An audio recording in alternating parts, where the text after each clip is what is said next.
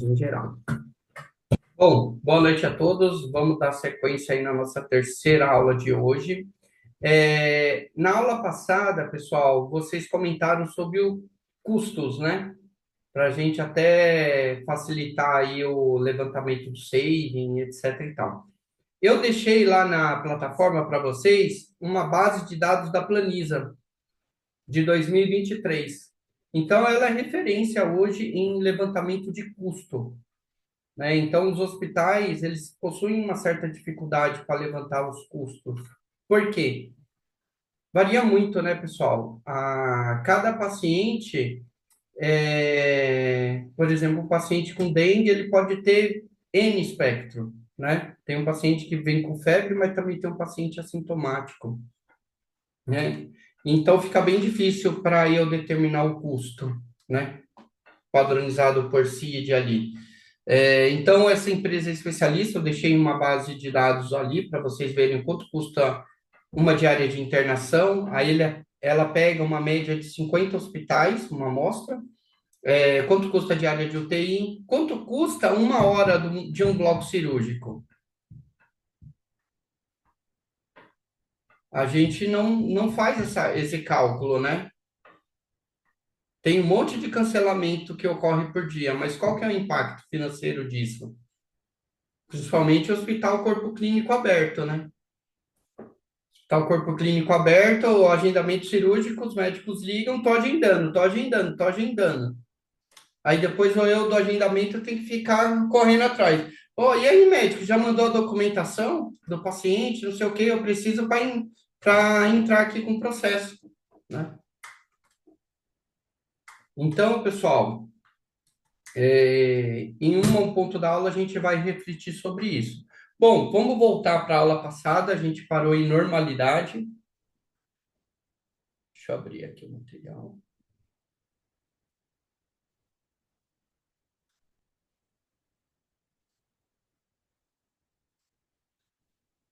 Deixa essas coisas.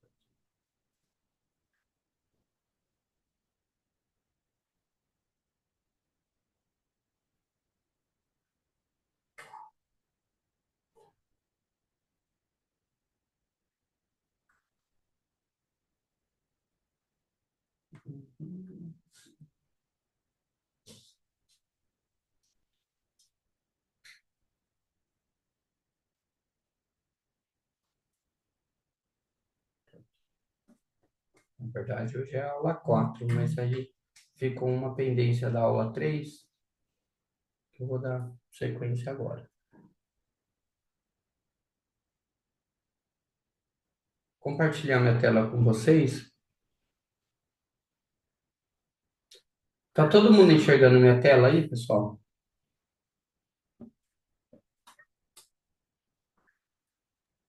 Sim. Boa. Só que tá no modelo. Isso. Boa. Maravilha, pessoal. Vamos que vamos aí. Então, baseado na aula passada, eu trouxe esse desafio aqui para vocês. Deixa eu antecipar aqui algumas animações. Que esse desafio foi o seguinte: avaliar o nível de satisfação dos clientes se eles estão satisfeitos com a qualidade do seu produto. Então, você tem um número de clientes de 40 mil. Aí a pergunta é o seguinte: essa é a população, tem 40 mil cabecinhas. E aí eu achei muito. Dessas 40 mil, eu peguei uma amostra de 100. E dessa amostra de 100, 75 avaliaram como positivo. Eu posso inferir para toda a população? Aí vocês falaram na aula passada. Depende. Exato, porque eu preciso fazer um teste estatístico e isso acontece bastante, pessoal. Hoje eu fui chamado para. É meio que um chamado, né? O pessoal me chamaram aqui e falaram assim: Ah, Daniel, eu estou avaliando o NPS do pronto atendimento. E aí a gente tem uma forma. de avaliar o NPS quando o paciente vai lá na qualidade do hospital, na ouvidoria e faz alguma reclamação, alguma queixa, e a gente tem um tablet, né? E aí o que que acontece? Quando eu isolo a avaliação feita na ouvidoria, puta, o NPS estava lá para baixo, porque quem vai para a ouvidoria é para reclamar mesmo, para soltar os cachorros. Só que o tablet estava lá em cima, né? Só que aí, considerando, juntando tudo, na média, puta, o tablet que tinha um número maior de pessoas estava levando o NPS lá para cima, estava ótimo. Só que uma pessoa se manifestou e falou: não, não está bem assim, não sei o quê. Ah, esse número não bate com a realidade. E aí eu comecei a analisar. Aí eu vi, putz, olha, cara, pela quantidade de atendimento, essa não é uma amostra significativa. Então, eu não consigo inferir para a população que meu PS, o NPS, é esse daqui. Entendeu? Então, é mais ou menos isso, pessoal. E eu já peguei um outro trabalho, que era uma rede de hospitais, eram 20 hospitais do grupo, e aí, meu, todo mundo tinha NPS. Só que aí tinha um hospital que tinha um NPS muito alto, mas completamente enviesado. Tinha 13 amostras ali. Aí você fala, caramba, esse hospital recebe 300 pacientes dia. Você vê, não faz sentido. Então a gente tem que avaliar isso para inferir sobre a população. Então o teste de normalidade é isso. Você pega uma amostra para inferir o comportamento de toda a população. É o que acontece nas eleições.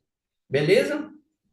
Então vamos lá, pessoal. Muita atenção aqui nesse slide. Esse daqui é o ponto alto da nossa aula hoje e é o ponto alto que eu acho que vai fazer um grande diferencial vocês como Green Belt. Por quê? Tem muito Black Belt, que pena, e muito cientista de dados que também, puta, fica viajando nisso. Mas se vocês saberem a essência dessa normalidade, desse teste estatístico, putz, meu, vocês vão ganhar ano-luz em cima de um monte de coisa, de processos. Então, vou ser bem cauteloso aqui, nesse material. Vamos lá. Eu adoro esse cara aqui, Gauss, porque ele descobriu a curva da normalidade. E ele descobriu essa curva porque ele começou a medir os processos e começou a falar, putz, existe uma variabilidade, e essa variabilidade é natural. Então, a pessoa em 1777 não tinha muita coisa para fazer, né? Então, ser cientista era algo muito nobre. E o cara, naquela época, ele descobriu isso. E aí, na época da faculdade, eu aprendi isso daqui, mas nunca acreditei. Eu falei, ah, cara, eu não boto uma fé. E aí, depois que eu comecei a trabalhar bastante com o processo, eu falei, meu, será que isso é verdade? E aí, cara, parece bruxaria o que o cara descobriu e é verdade. Vamos lá, pessoal. Então, aqui é o seguinte, ó. Eu tenho uma taxa de entrada de 120 pacientes por dia, certo? Dessa taxa de entrada, 15% vai converter para uma internação, ou seja, 18 pacientes por dia, né? 15% de 120. E eu tenho desvio padrão de mais ou menos 4 pacientes. Esse é o nosso primeiro cenário. E aí, pessoal, o que que eu vou fazer? Eu vou pegar esse valor aqui, ó, que é um valor médio, e vou colocar ele aqui, ó, no centro. Vamos imaginar que isso é uma normal. Daqui a pouco eu vou ensinar vocês a fazer o teste. Beleza, Daniel. Então, a minha taxa de internação seguiu uma distribuição normal. Mas beleza, e aí? O que que isso significa? Significa o seguinte: essa é a minha média, né? Eu coloquei ela aqui no centro da curva. Então, eu vou pegar o desvio padrão, que é mais ou menos 4 dias, é mais ou menos 4 pacientes, né? Internação. Então, 18 mais 4, 22. Que aqui, ó, tá um mi mais um desvio, 22. Aí, 18 menos 4, 14. Eu peguei esse primeiro intervalo aqui, ó. Sabe o que isso significa, pessoal? Significa o seguinte: se eu pegar 100 dias, só para facilitar o cálculo aqui para vocês entenderem, 100 dias no meu PS, no meu pronto atendimento, 68 dias, que é 68%, 68 dias, eu vou ter de 14 a 22 internações. Origem PS. Quando é uma normal, é batata. Isso daqui bate. Eu não acreditava. Eu falei, puta, não, eu não boto uma fé. E aí, se for o teste normal, você vai e faz para você ver se como não vai bater. Às vezes dá uma variabilidade, tipo 67%, 70%, mas está aqui. Quando é normal, pessoal, é batata. Então, ó, vou repetir. Taxa de entrada 120, 15%. Então, eu tenho 18 internações por dia. Mais ou menos 4. Esse é meu desvio padrão da amostra que eu peguei. Beleza, aí fiz, é uma normal. Aí eu pego, coloco no centro, em média 18 internações por dia, só que tem um desvio padrão aqui de mais ou menos 4, né? Então, aqui 22, né? 18 mais 4, 22, 18 menos 4, 14. Essa faixa aqui, pessoal, representa 68% que está aqui. Isso é sempre. Então, se eu pegar 100 dias, 68 dias, eu vou ter internações de 14 a 22. Ou você podia pegar assim, pegar 30 dias no mês, né? 30 dias vezes 68%, né? 6, 12, 18, 19 dias mais ou menos. 19 dias vai estar entre 14 internações e 22. E aí, dando sequência aqui. Aí, se eu pegar, agora a gente vai para esse intervalo aqui, ó, que é a média menos 2 desvio padrão e a média mais 2 desvio padrão, que a gente vai pegar toda essa área aqui, ó, que representa quanto? 95%. Então, se eu pegar 100 dias, 95 dias, eu vou ter internação de 10 a 26. Vai estar dentro desse intervalo aqui. E se eu pegar a média mais 3 desvios, que dá 30, a média menos 3 desvios, que dá 6, se eu pegar 100 dias, 99 dias, eu vou ter internação que vai ter dia que vai ter seis internações só, origem PS. Mas vai ter dia que vai ter 30.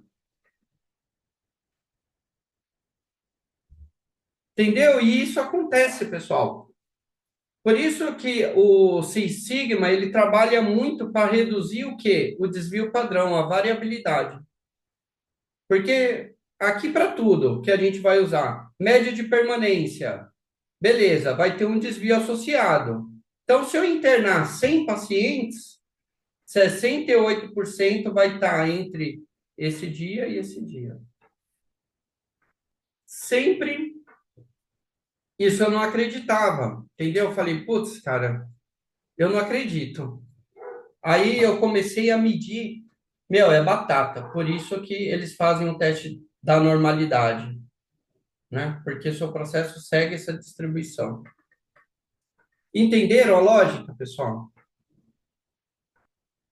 Eu fiz uma planilha para vocês para automatizar isso, mas eu gostaria de saber se vocês entenderam a lógica do raciocínio. O que que é uma normal? Por que todo mundo pede teste de normal? Eu não entendi direito. Eu não sou muito boa com essa parte das exatas. Não consigo Não, entender. não, tranquilo. Eu explico de novo. Eu sei que isso daqui é difícil, por isso que eu insisti aqui. Débora, Simone, Carol. Então, eu vou pegar carona na sua reexplicação, porque eu entrei na aula agora que meu carro furou o pneu, deu tudo errado, mas eu estou aqui. Não, tranquilo. Ó, vamos lá, pessoal.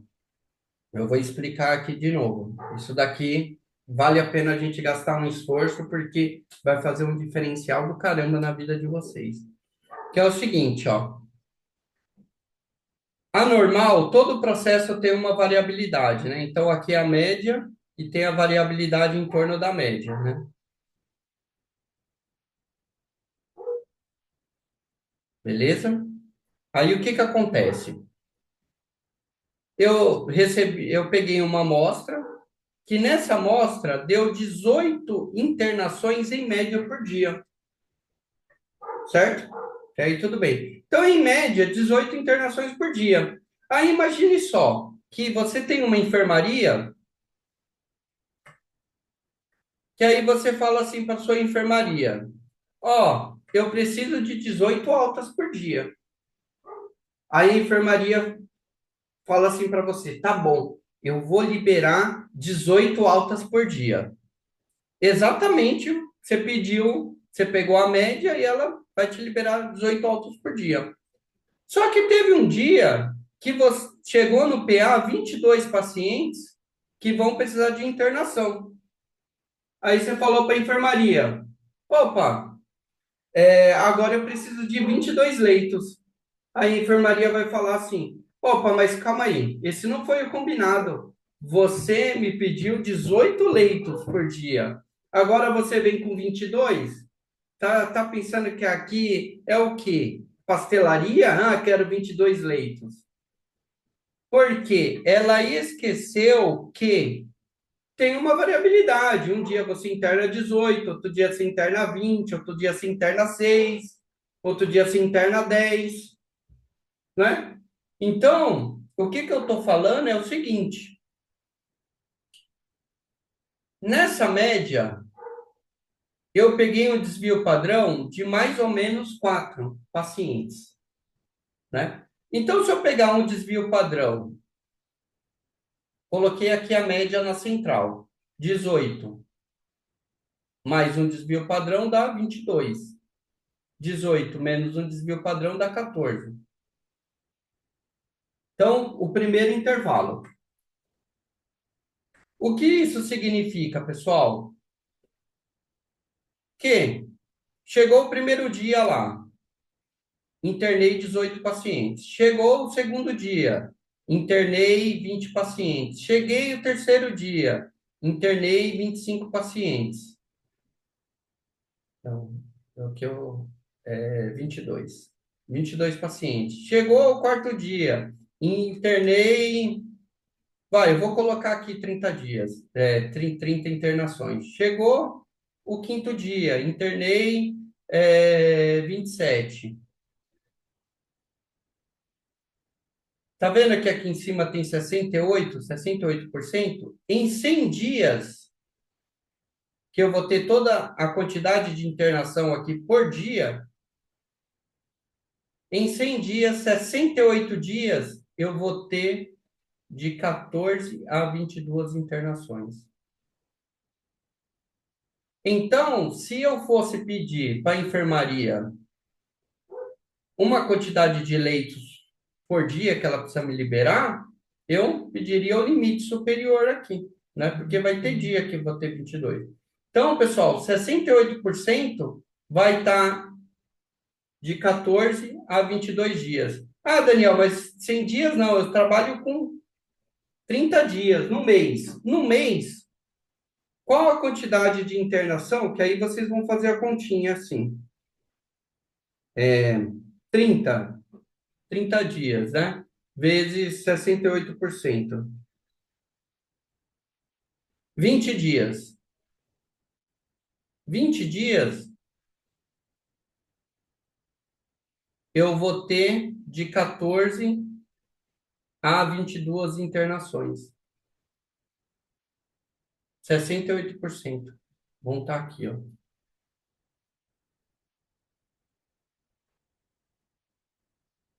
Aí, se eu pegar esse outro nível aqui, ó, multiplicar 30 vezes 0,95, 28 dias, vai estar entre 10 internações por dia e 26. Mas, lógico, com uma frequência menor, né? A massa tá aqui, ó. Ficou claro?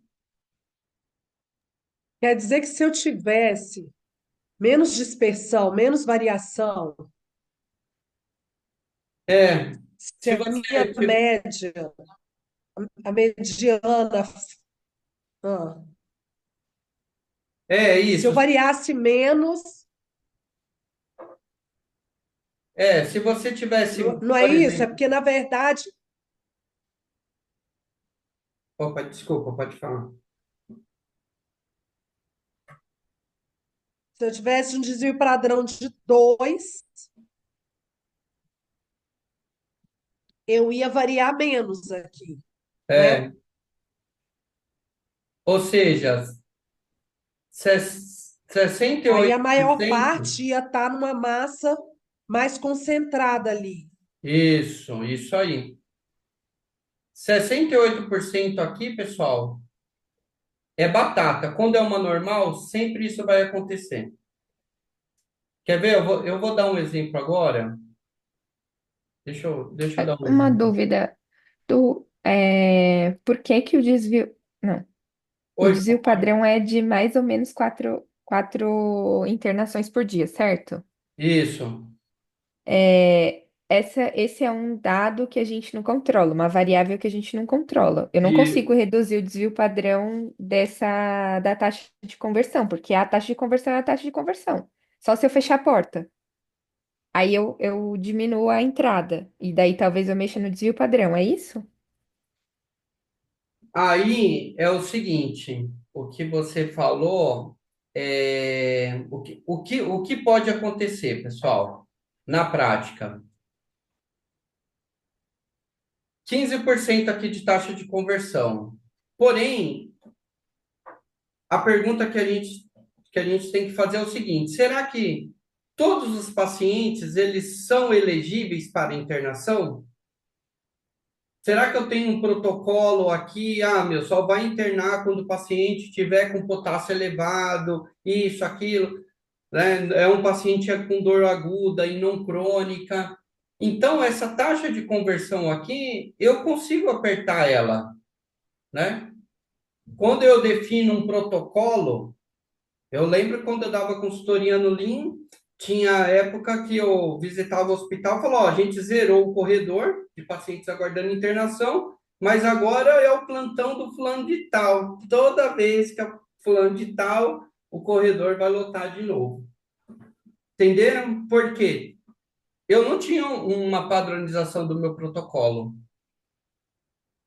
E aí cada um, mas aí o médico falava assim, mas a família ia chamar a polícia se eu não internasse. Que é a tal da variabilidade que Deming tanto falava, né? Que a gente precisava fugir dela, né? Exato, isso aí. Entendeu? Ô, Daniel, o que eu queria entender, né? O desvio padrão, cada processo vai ter de acordo com a falta dele ou com o desenho dele. A única coisa que eu queria entender é que esse cálculo de desvio padrão, a gente consegue, pegando lá, coletando os dados, a gente consegue lançar e tem um software que calcula o desvio. Ah, Quanto sim, maior o desvio, maior a minha variabilidade, não é isso? isso. Na planilhinha que eu fiz para vocês, ela já vai fazer tudo isso. Vocês vão colocar a amostra ali, ela já vai calcular o desvio, já vai falar a quantidade correta para ser uma normal. Vocês vão ver. Então, aqui, E pessoal, além só vou trazer em tá, outro contexto a mesma normalidade. Vamos imaginar que é uma normal, né? Seguiu a curva de um sino. Agora a gente vai falar de média de permanência. Então, vamos imaginar o seguinte, que eu tenho 8 dias de média de permanência. é uma normal, certo? Com desvio padrão de um dia. Tá ótimo, né? Então, o que que acontece? Eu peguei a média, aqui é a média. Coloquei a média aqui no centro. A média mais um desvio padrão dá 9. Tá bem aqui. A média menos o desvio padrão dá 7, certo? Então, pessoal, esse intervalo aqui, que corresponde a 68%, olha a mágica. Se você internar 120 pacientes, você deu alta para 120 pacientes. Sabe o que isso significa? Que 68% de 120 vai dar 81. 81 pacientes ficaram entre 7 a 9 dias internados.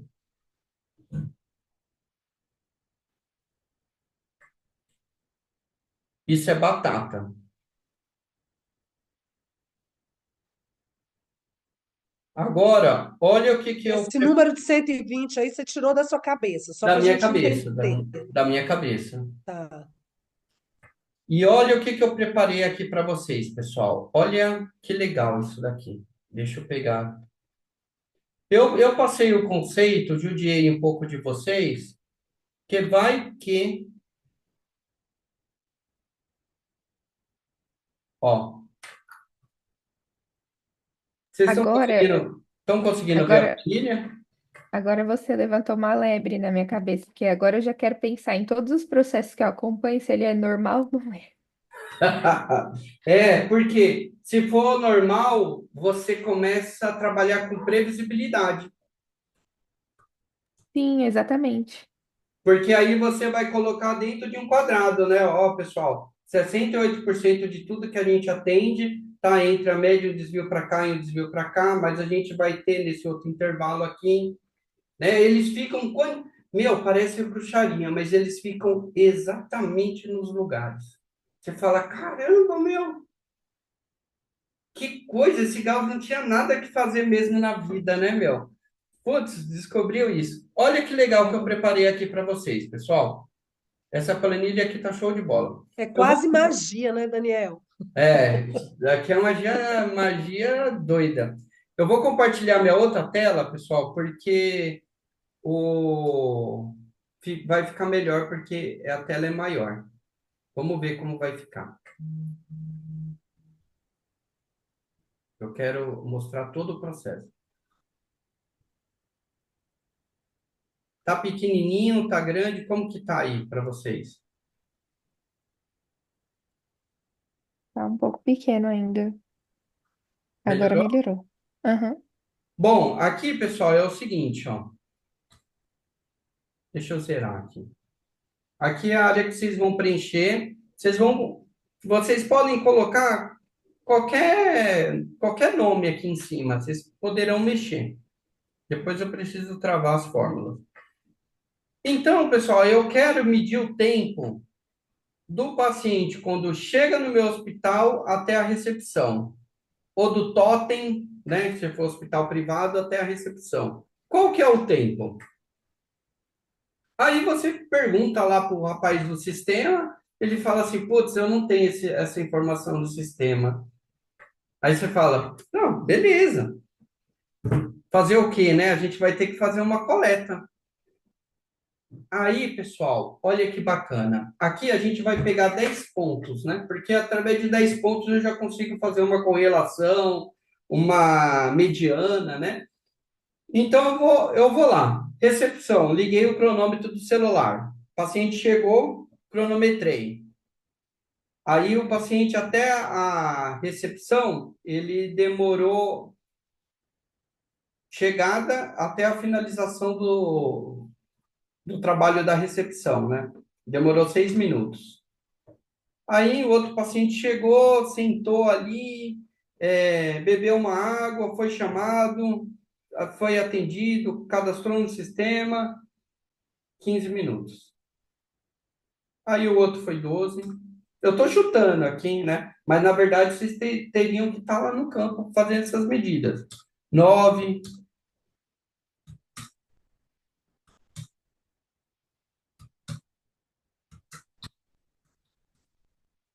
Olha que legal, pessoal. Tá vendo aqui, ó? Foram 10 pacientes.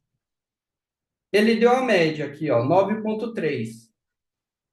E ele calculou o desvio padrão, que é aquilo que você falou, Simone. Você só vai preencher, calculei o desvio padrão. Inclusive, calculou o limite inferior e superior. E aqui, tá vendo que ele trouxe aqui, ó, tamanho N, que é o tamanho da amostra, 45. Para esse processo ser uma normal, para ele ser significativo, eu preciso coletar 45.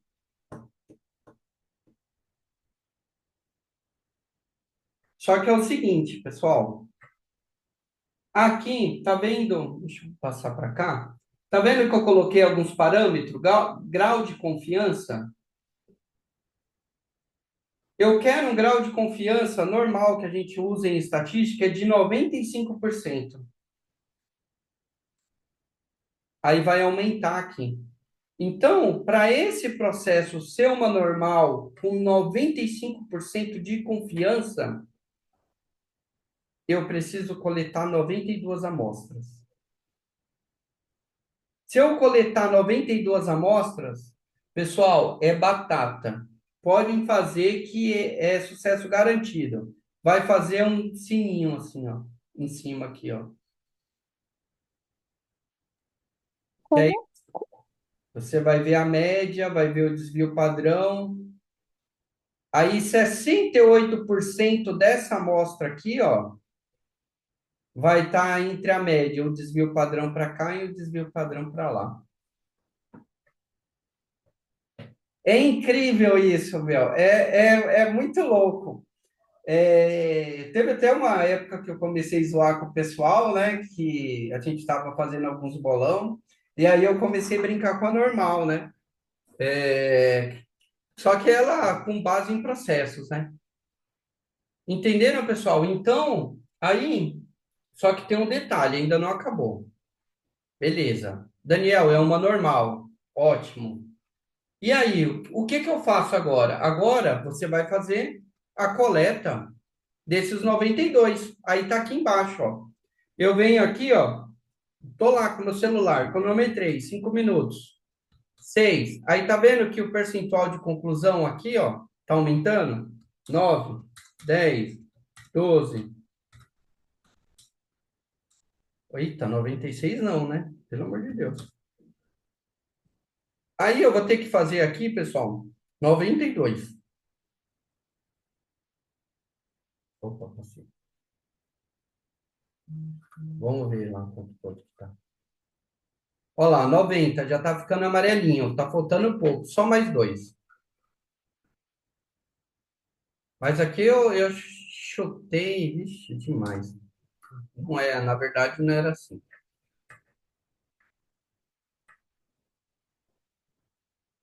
Ah, 92%, eu viajei, tem mais um pouquinho aqui.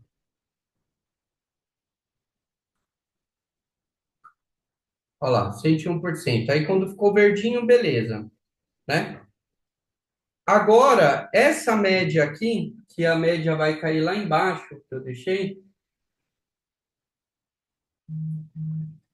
essa é a média do processo. Que aí depois você vai pegar o desvio padrão. Agora dentro do intervalo de confiança. Ou É isso seja, você aí. tinha feito uma amostra de 10, aleatória, onde você construiu a, onde você levantou o que que seria necessário para você construir. Você pegou esses 10 tempos aqui, nesses Isso. 10 tempos você tirou essa média, aí a própria planilha sua que eu não sei fazer isso, estabelecer o desvio padrão, é isso? Aí foi Isso, tudo no automático.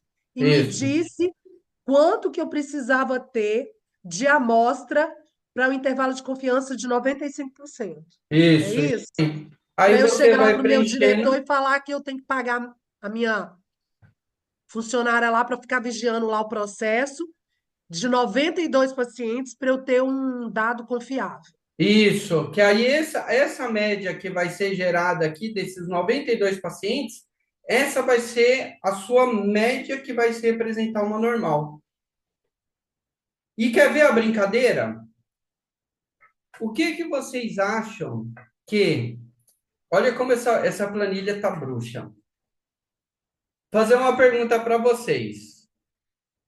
Se existir um processo que eu estou medindo e as 10 coletas forem uma constante, tipo, vocês em tudo, o que O que vocês desvio acham que vai ficar o tamanho da amostra? vai ser menor, porque o desvio Pequeno. padrão não existe, né? Porque ele não tem desvio, é igual? É, mas olha só o que vai acontecer ao final dessa história. Ó. 6, 6.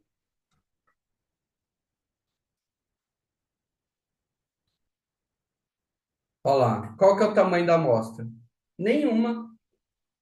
Cara, se você está medindo um processo, você pegou 10 pacientes ao acaso e deu 6 minutos todo mundo, cara. É 6, a média é 6, não tem desvio padrão, não precisa pegar amostra nenhuma, é 6. Dúvida, esse ao acaso, como é esse ao acaso? Tem que ter algum método?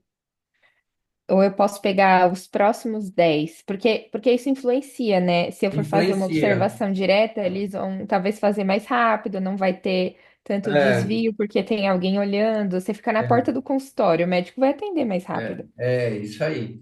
Não Aqui, vai parar para pessoal, tomar café, não vai levantar para ir no banheiro, ele vai é, atender enquanto você estiver lá. Então, exato. Como eu quero um tempo médio para representar toda a minha população, aí o que que acontece? Eu quero apenas um único tempo para representar toda a minha população para eu colocar um valor aqui. Então tem que ser aleatório, tem que ser randômico. Como é que eu falo assim, ó, independente? Aí eu tenho que fazer sorteio. Eu não posso enviesar, vou falar assim, eu vou pegar 3 de manhã, 3 da tarde, 3 da noite. Você enviesou, entendeu? Tem que. Às vezes eu chegava e falava assim pro pessoal, né? Quando eu era presencial. Eu falava aí, fala um número de 1 a 10. Aí eu falava, fala um número de não sei o quê. Aí eles iam falando o número, aí eu falava, esse número um que ele falou é à tarde, esse daqui é 3, tipo, para dar uma aleatoriedade, né? Porque eu sabia que à noite, puta, à noite é mais tranquilo no hospital, né? Então, eu não queria enviesar. Então eu queria fazer um negócio meio aleatório. Fala um número aí, Simone, fala um número, Bia, fala um número, Débora. Aí pegava esses números, beleza, o número 3 é à tarde, então beleza. Aí ela mostra, eles nem sabiam, né?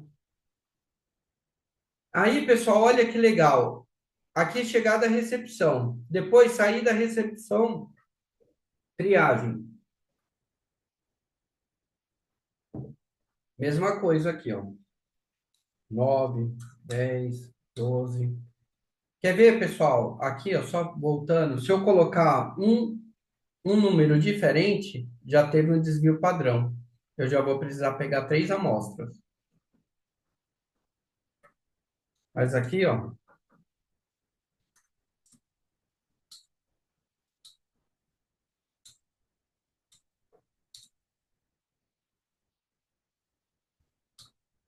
78, puta, aí foi para 960, não dá, né? Isso aqui é um outlier.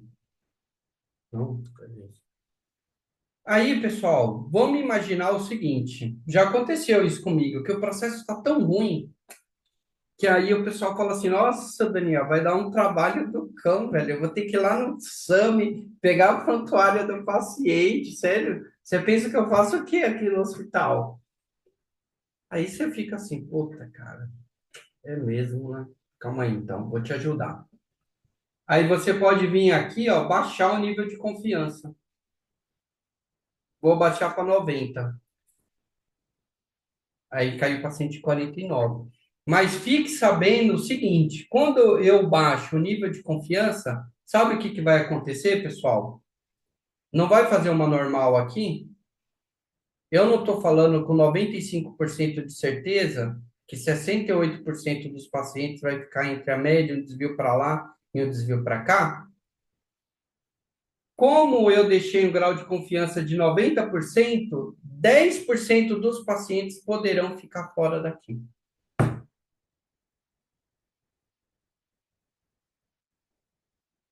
Entendeu? Se eu deixei aqui 95% como estava, se eu pegar entre a média o desvio para cá e o desvio para cá, que vai ser sempre 68%, 5% dos pacientes poderão ficar fora daqui. Aí Então, fora você do quer, rachurado, né? A é, área fora do rachurado vai ser maior. porque vai vir para 5%, nesse caso aqui de 90%, 10% vai ficar fora da área rachurada, porque eu Ô, ô, diminui o grau de confiança.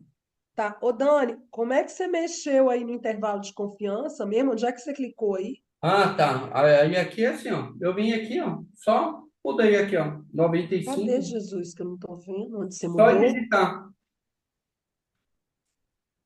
Ó, e se for 99? Olha aí, ó. 467. Ô, Daniel, eu não tô ouvindo o seu cursor, não. Gente, vocês estão vendo o cursor do Daniel? Estão vendo? Eu tô vendo aqui, dá pra Ah, agora enxergar. vi cá na lateral. Tá, tá bom. Vi lá em cima. Sim, sim. Ok, Só que ok. aí, olha que bacana. Se você quer chegar no nível de precisão de 99%, Nossa, aí é pessoal, demais. você vai ter que pegar 467 amostras. Mas aí, pegando 467 amostras, pessoal, você vai fazer uma normal aqui, ó.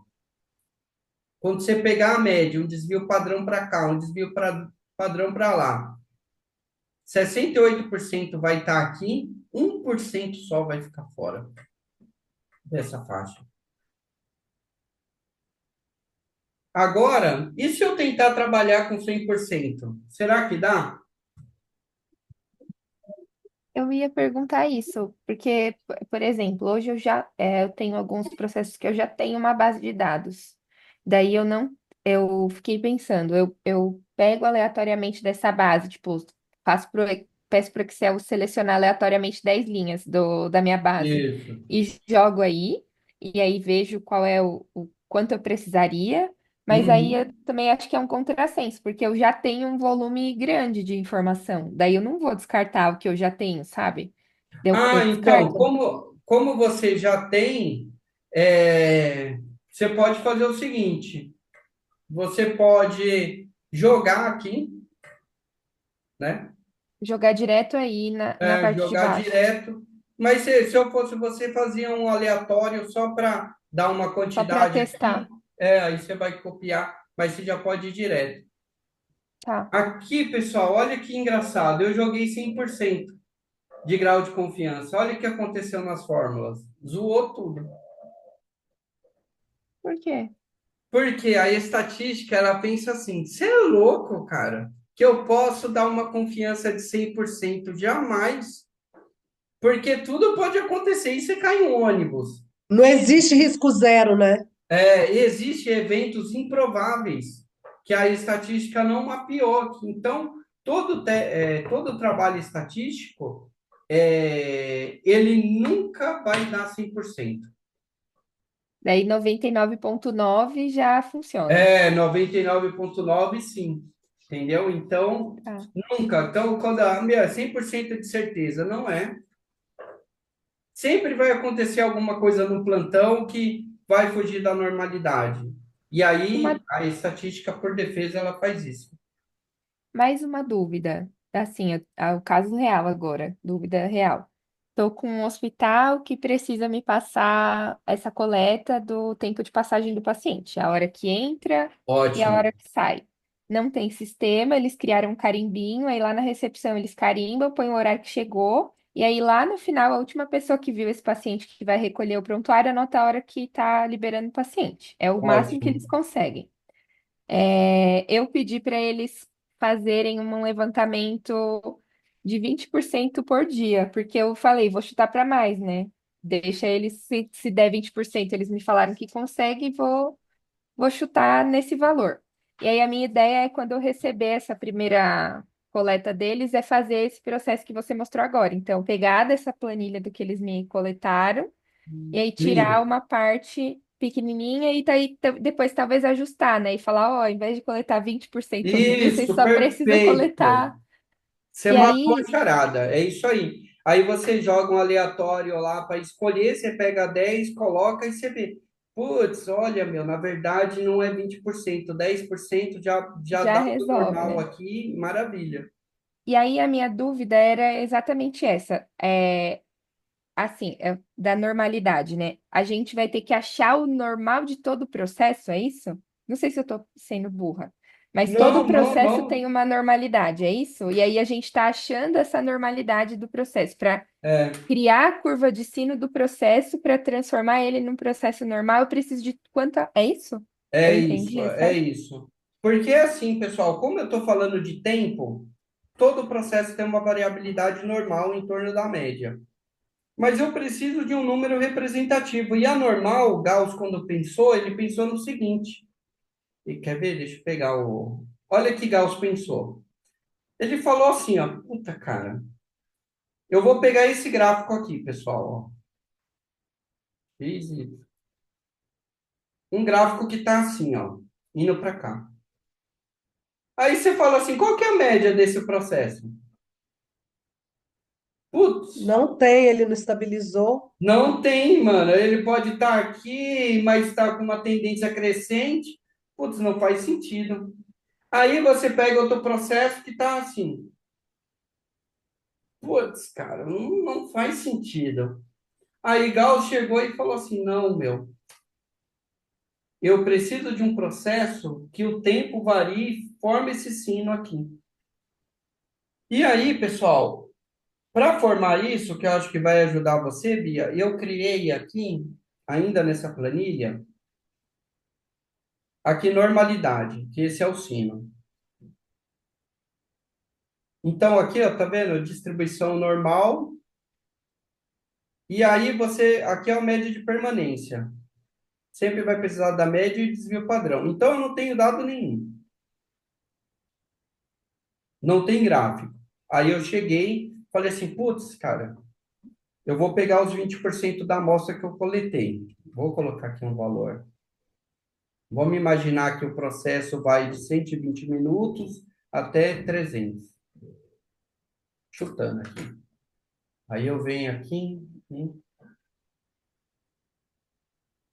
ó, fez o sino. É uma normal. Entenderam? Ô, Daniel, sem querer problematizar, mas qual que é o conceito de normal? O conceito de normal Maioria? é assim, é que seu dado, ele ou a sua informação, ela se torna reprodutiva, né? Se eu fosse simplificar assim, que é um número que é significativo que vai representar a tua população. Aqui, ó, eu Ok, peguei uma amostra de 30 quer ver? Eu peguei uma amostra aqui de 31 pacientes. Se eu pegar 1 milhão de pacientes, eles vão ficar aqui. Porque quando é uma normal, ela representa o conjunto inteiro da sua população, ok. independente de quantos pacientes entrar. Entendeu? É reprodutível, é o que você falou, é É. aquilo que é reprodutivo que corresponde à realidade. Por que que eu estou te questionando isso? Porque quando a gente chega para avaliar esses processos, sobretudo fluxo, né, e tudo, existe o normal, que é o que hoje está ocorrendo ali. A gente faz esse diagnóstico justamente para fazer um novo normal, né? Eu mexo em fluxo em processo para que a realidade passe a ser outra, muitas vezes, né? Não estou falando de coisa epidemiológica, de doença, não. Né? Bem que doença também a gente tem interferência de vacina, mudanças que causam melhorias. Mas falando do normal aí, lembrando do LIND, que hoje, por exemplo, Isso. vocês fazem nas emergências. Você chega lá, faz o diagnóstico e existe o normal lá, que é Exato, reprodutível. lindo, adorei. Adorei, eu já até sei o que você vai falar. Pode continuar, desculpa. Não, é isso aí, é porque, na verdade, é É, normal, era normal. A gente não quer é. que aquilo seja o normal, a gente quer um novo normal, né? Só que a gente tem que Exato. provar que hoje o que acontece é isso aí. Mesmo que o diretor fale, não, mas você só ficou lá, você só mediu de 100 pacientes, como é que você pode me garantir que os Uhum. 8.000 pacientes é assim? Aí eu É isso mostro a aí. curva de Gauss e proponho ajustes de processo, novo design aí do fluxo, que vai trazer um novo normal. E aí, daqui a 2 meses, eu meço de novo, por exemplo. Isso, lindo. Eu já vou te responder. Eu só vou. A Caroline estava com a mão levantada. Ai, desculpa. Pô, não, pode falar, Carol. Daniel, eu estou aqui pensando, assim, em encontrar uma definição de objetivo para usar o teste de normalidade. Então, eu posso dizer que o objetivo eu posso usar para encontrar essa previsibilidade, então, para eu pensar num desvio esperado, no caso dos leitos, por exemplo, e nessa questão da padronização, que é o do novo normal que a Simone estava falando. Posso considerar esses dois objetivos no teste de normalidade? Isso, isso. E aí tem um ponto importante, pessoal. É o que vocês falaram, né? Que a gente trabalha com processo. Eu peguei o processo. Quer ver? Vamos falar de tempo médio de permanência aqui. Eu estou numa enfermaria. Calma aí, só vou fazer algo mais dentro da nossa realidade, vocês vão entender bem. De 6 a 8 dias, de 6 a 12 dias.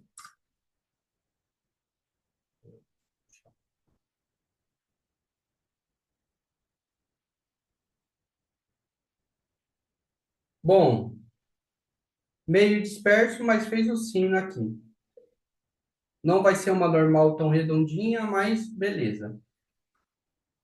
Aqui, pessoal, é o seguinte: é uma normal, certo? Com uma média de 8,06, né? Então, deixa eu fazer um negócio aqui, ó, para vocês pegarem. A média está aqui.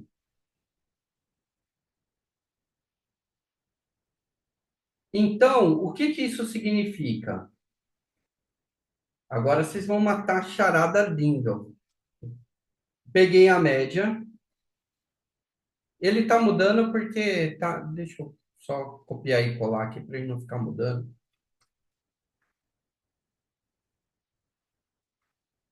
Ó, agora vai sempre ficar 8,7. Essa é a média.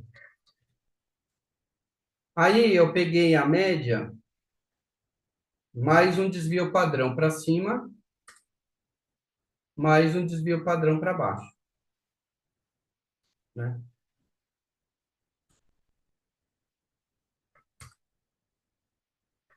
Isso daqui, pessoal, quantos pacientes eu internei aqui? 31 pacientes.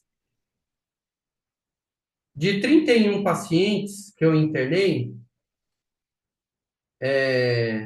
que é o total ali, 68% vai ficar entre a média, um desvio para cima e um desvio para baixo.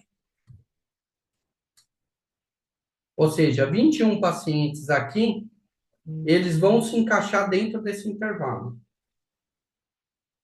Aí, beleza, Daniel, puta, essa média não tá boa. Eu comecei a fazer um monte de ação aqui para melhoria do meu processo, cara. Então, como que eu sei se meu processo obteve um resultado ou não, né? Aí que deixa algumas pessoas frustradas quando conhecem a realidade. Porque é o seguinte, tirei uma foto aqui só para a gente fazer um negócio. Esse é o seu novo normal, que a Simone comentou, né? Eu fiz um monte de ação de melhoria, etc e tal, não sei o quê. Aí a tua média de permanência, ela mudou. Em vez de ser 8,7, ela foi para. Vai, aqui tá. Vai, vamos colocar uns. uns 9. Mas beleza, eu vou tentar fazer um negócio aqui. O que que acontece, pessoal? Nesse novo normal que vocês vão fazer, vai formar outra curva de sino, ou para frente ou para trás. Concordam? Se você conseguiu reduzir, eu vou ter uma quantidade de dados. Pegar Mais para a esquerda, né? É isso. Vou pegar aqui, ó. Vai fazer um novo normal, certo? Aí, olha que legal. Esse novo normal vai ter uma média também. Aí essa média ela tem que ficar fora desse outro, dessa daqui, entendeu? Deixa eu fazer no desenho aqui que eu acho que vai ficar mais simples de entender, entendeu? Aqui, ó. Elas não podem ter interface. É, exato, porque assim, ó, se eu chegar, Senão não é, senão eu não mudei, né? senão você não mudou. Assim, tá dentro da variabilidade normal, cara. Você não conseguiu resultado nenhum. Quer ver, ó? Deixa eu agora pegar a caneta aqui, ó. Eu tô com uma aqui, X. Aí eu venho aqui, deixa eu mudar a cor.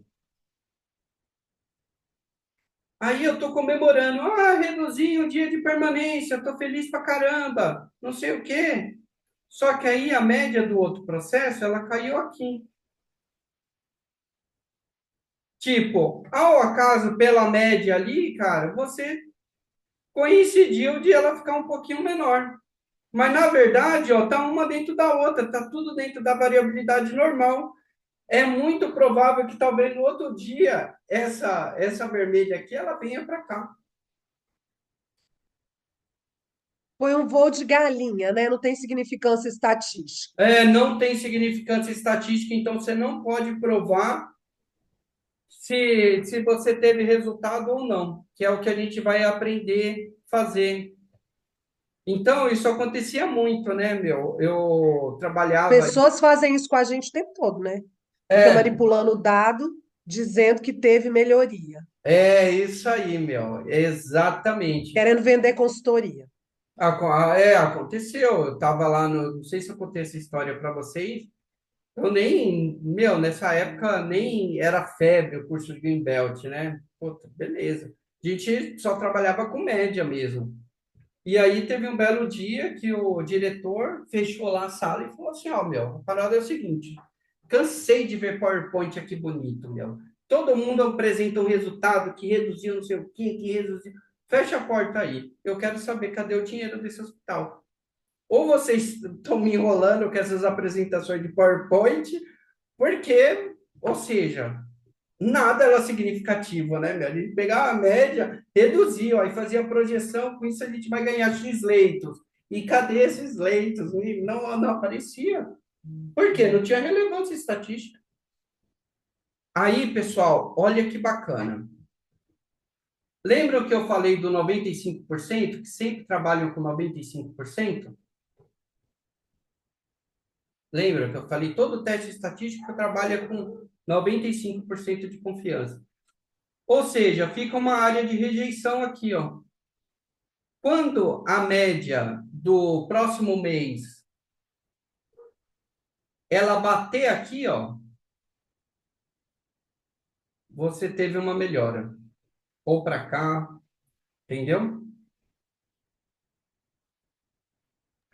Por isso É, que o valor do que é considerado que teve uma diferença estatística quando é abaixo de 5%, né? No valor do PIB. uma outra dúvida. Eu posso usar esse mesmo conceito para fazer a distribuição de chegada de paciente para definição de escala médica, por exemplo? Porque sempre as pessoas se apegam no pior dia, né? Então, ai, nossa, porque teve um dia que eu atendi 300 pacientes, então eu preciso de 10 médicos na porta todo dia, porque se chegar 300 pacientes ou 1.000 pacientes, eu tenho que estar preparado. E aí eu posso usar o mesmo conceito para mostrar para a liderança, para a direção, que é seguro, que É, em 68% dos dias eu vou ter uma distribuição de chegadas, isso se aplica? não. Aí sabe por que não se aplica? Aí é outra curva, que quando a gente. Aí é um. Aqui eu estou falando de normal, que ali eu estou medindo um tempo estático ali, ou média de permanência, etc e tal, mas toda vez que eu estou fazendo. Quer ver? Eu vou te explicar aqui. Toda vez que eu estou fazendo chegada, né, o número de chegada em relação a tempo, toda vez que for assim, tipo aqui 1 hora, aqui 2, aqui 3, e a quantidade que vai chegando, aqui é outra distribuição de probabilidade, que é a Poisson. Aí você pode usar a Poisson, que depois eu te explico como fazer. Porque aqui é uma distribuição de chegada em relação ao tempo. Toda vez que eu tenho uma distribuição de chegada em relação ao tempo, aí eu uso Poisson, que aí é outra distribuição. Que aí sim ela é previsível também, igual a normal. Que aí você vai ter, horário X é X pacientes, X%. Entendeu? O mesmo raciocínio, só que é outra curva. Por quê? Tem o horário de pico, né? Sim, Tem o horário de pico, e aí depois cai. Então, ela tem outro comportamento, que alguém estudou também isso, entendeu? Que aí eu vou. Quando a gente chegar em teoria de filas, eu passo para vocês esse conceito. beleza. Carol, firme aí? Firme, beleza, Daniel. Ficou claro, pessoal? Esse é um conhecimento que eu acho muito nobre. Porque muita gente Ficou, faz acho que pela essa. primeira vez eu entendi a curva de Gauss. Você viu a bruxaria? Meu, a bruxaria chega no nível de você chegar na tua enfermaria e falar assim, ó, beleza, para essa patologia, né, você vai medindo toda a média de permanência, tem gente que faz por especialidade, tem gente que faz por CID, dentro do sistema DRG, EPIMED, né, que eles trabalham com previsibilidade, tem uma normalzinha ali, né? Que aí ele vai falando, ó, paciente entrou, existe uma probabilidade de 68% de ele sair entre 5 dias e Eles 9 usam dias. Gauss o tempo todo, né, na verdade. Todo dia, dentro desses sistemas é o tempo. Eles têm uma base lá, um banco de dados, e aí É, que vai fazendo essas projeções. E agora, pessoal, o que que a gente vai começar a evoluir? Será que eu estou lá trabalhando, aí implementei Kanban, implementei Kamishibai, uma série de ferramentas. Será que realmente eu tive um resultado significativo? Um resultado consistente? Aí a gente vai fazer o teste, né, para ver se a média do mês aqui, ó, caiu fora. Então, pessoal, aqui eu fiz essa planilha para vocês lançarem a informação aqui, que aí se fazer um formatinho sino ali, já é muito provável que é uma normal. E Legal, pessoal. para esse estudo eu sempre uso a média, nunca a mediana, é isso? Ah, sempre a média, isso mesmo, sempre a média. Perfeito. Mesmo se eu tiver uma discrepância muito grande. Aí você tira o outlier. Tá. E aí O eu vou Excel. ensinar, vou Ah, ensinar vocês uma técnica também, pessoal. beleza. Aqui é o seguinte, ó. Por que é importante tirar o outlier, pessoal? Aqui, por que é importante a gente tirar o outlier? Porque é o seguinte, imagine só, pessoal, que vem um abençoado aqui, sem querer, em vez de colocar 12 minutos, ele coloca 120. Putz, cara, esse número fez elevar em 2 dias a média de permanência, foi um único número. Então, eu preciso tirar ele. Como que eu faço? Eu faço o seguinte: eu seleciono toda a coluna, eu venho aqui, ó, em inserir, tem esse gráfico estatístico aqui, ó, o box plot, que o outlier é esse daqui, ó, é o 120 que eu coloquei.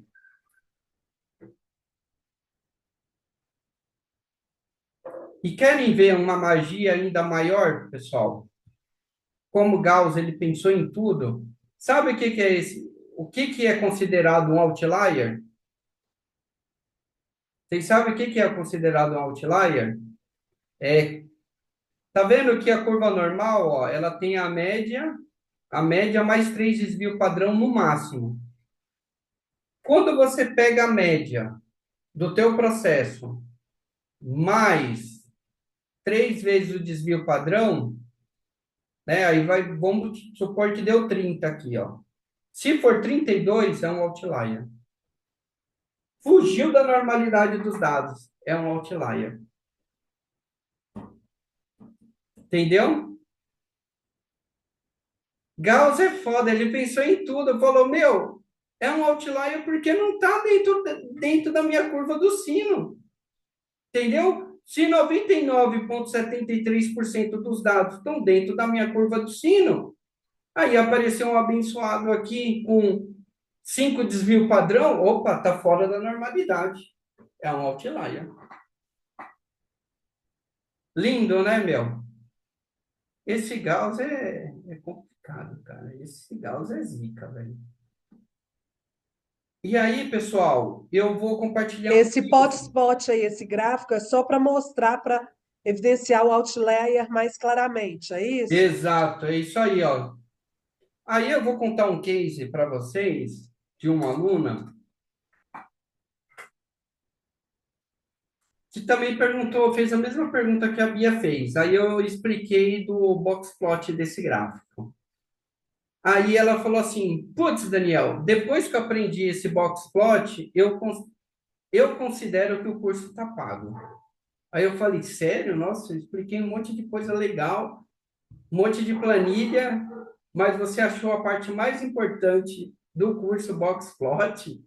Aí eu fiquei curioso, né? Eu falei: Mas por quê? Ela falou: Eu vou te contar. Aí ela falou: Ó, mas se você quiser, eu conto na sala ou a gente marca um horário. Eu falei: Meu, eu tô curioso, porque você falou que a parte mais importante da aula para você foi esse tal de box plot. O que que tem? Ela chamava de gráfico de caixa, né? Ela falou: Esse gráfico de caixa mudou a história da enfermaria. Eu falei: Caramba, meu, que suspense é esse? Vamos fazer uma reunião agora. Mandei o Teams, aí ela entrou, ela falou assim: Olha o que que eu estou fazendo. Aí ela estava fazendo o seguinte, pessoal, olha que legal. Ela pegou aqui a planilha do Boxplot, aí, vou colocar aqui. Olha que criatividade, né? Por isso que eu falo, o professor aprende muito, cara, com vocês. Aí ela falou assim: Legal, Daniel, isso daqui é um outlier. Então, o que que a gente está fazendo com o outlier? A gente está tirando da nossa amostra. Então, ali, esse 70 aqui, ó, eu tirei. E aí, conforme eu tirei esse 70, a gente manda essa informação para a nossa equipe, que aí ele fez uma equipe ali e começava pegava o diagrama de. Deixa eu pegar a caneta aqui. Pegava o diagrama de Chikawa e levantava. Por que esse paciente ficou 70 dias internado? Qual que é o problema? O que que é? Anatomopatológico? É isso? É aquilo? E aí ele aplicava tipo um método da qualidade, né? Aplicava o Ishikawa aqui, porque esse paciente ficou tanto tempo, e depois um 5W2H, que é um de plano de ação, né? Para evitar com que essa coisa ocorresse. Gastavam energia, né? É, Enorme no aí outlier. Aí o que que ela ficava fazendo? Outro paciente recebeu alta. Aí ela vinha aqui e colocava 8, 9. E aí ela ia colocando, quando o paciente recebia alta, quanto tempo aquele paciente ficou? E aí ia fazendo o box plot. Que aí o box plot faz o quê? 50% dos pacientes estão entre 7 dias e 10 dias, né? Dessa distribuição que está ocorrendo aqui. Mas eu tenho paciente de 6 e tenho paciente de 12. Então, meu, ela começou, tipo, a revolucionar só com box plot.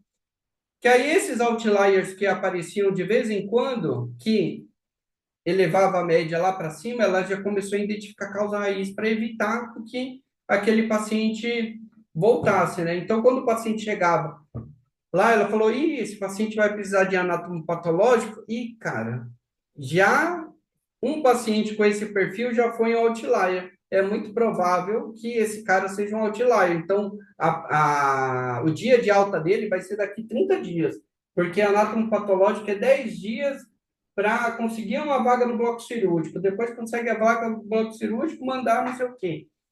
Entenderam? Ficou tudo na mão. Aí, quando o paciente entrava para ser internado, ela falava: opa, peraí. É... 50% pode sair aqui, ou ele pode ficar 7 dias ou pode ficar 10 dias. Então, grande parte está saindo aqui. Aí tem o mínimo, o máximo. Entenderam? Então, meu, ela só nesse sisteminha aqui, ó. Aí ela controlava a média dela. Quando essa linha média aqui começava a subir, aí ela já sabia que estava ocorrendo alguma mudança no perfil epidemiológico dos pacientes, ou se teve um case que ela contou que eu achei muito bacana, que mudaram as medicações, né? O hospital começou a fazer um trabalho para redução de custo, pessoal, e o Boxplot identificou batata, que começaram a trocar alguns medicamentos. Por exemplo, ela citou o Neprazol injetável e tem um Neprazol que você toma em pílula. Só que o injetável é mais caro, é R$ 40, o em pílula é 40 centavos. Aí começou a mudar algumas medicações ali. E aí o que começou a acontecer? A curvinha do box plot começou a subir. Aí foi bacana, uma economia besta, porque agora o paciente está ficando mais tempo internado, a gente está tendo mais custo em relação às medicações que a gente está pensando que a gente está economizando. Entenderam, pessoal? Legal, né?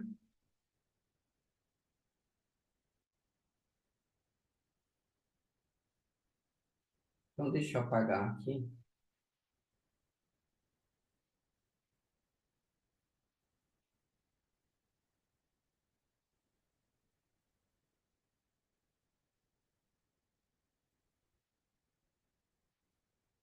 Processos. Bom, agora a gente vai dar sequência aqui em algo muito interessante também.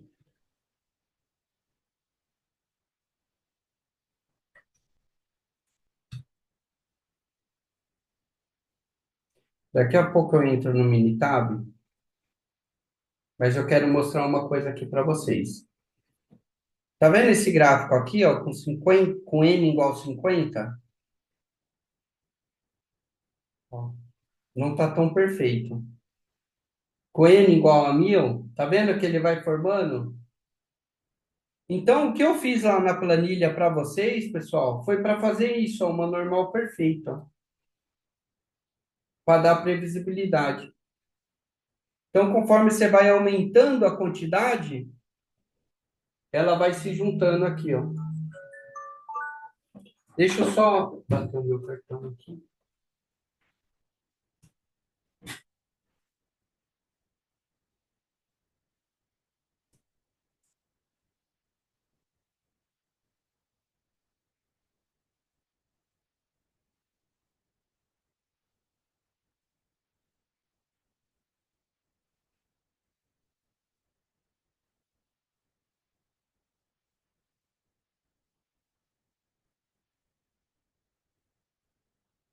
Bom, pessoal, Vamos dar sequência. Eu vou fazer o seguinte, eu vou disponibilizar para vocês um mini tab. E aí eu vou colocar lá na plataforma. Esse mini tab, ele é craqueado, é a versão 19, porque a gente vai utilizar ele nas próximas aulas. O mini tab é um software estatístico, eu vou copiar e colar e ele vai me dar a resposta.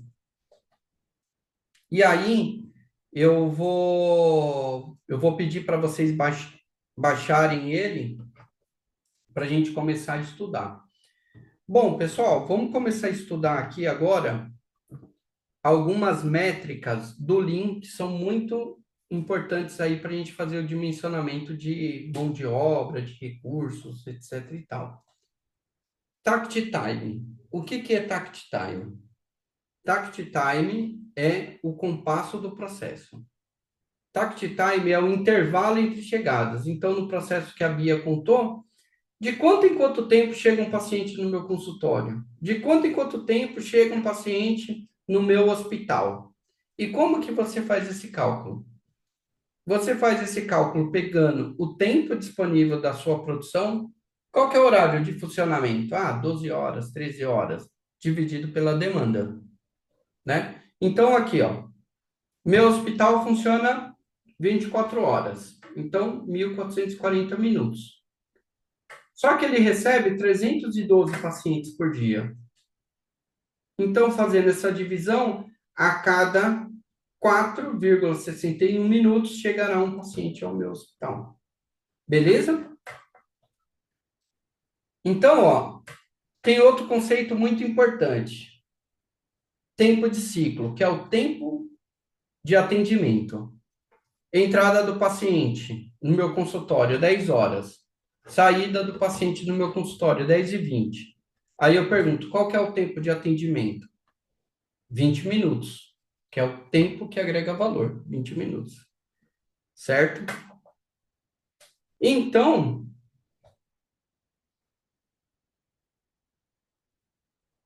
pensa só, para a gente começar a analisar o caso. Daniel, então você está me dizendo o seguinte, que a cada 4,61 minutos está chegando um paciente e você está demorando 20 minutos para atender?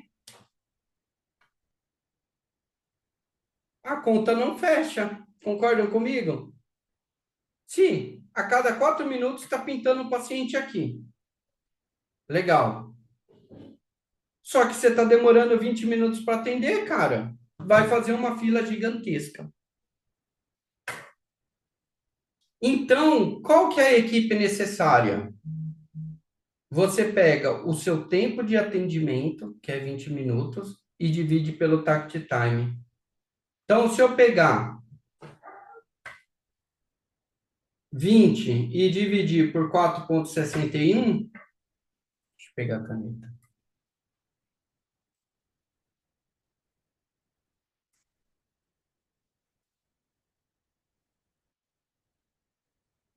O staff, eu peguei o tempo de ciclo, que eu demoro 20 minutos para atender, e divido por 4,61, isso vai ser igual a 4,33. Ou seja, 4 médicos não dá, porque aqui tem 33 aqui, né? Então, você sempre arredonda para o número inteiro maior. Então, aqui eu vou precisar de 5 médicos para o plantão, para atender essa demanda aqui.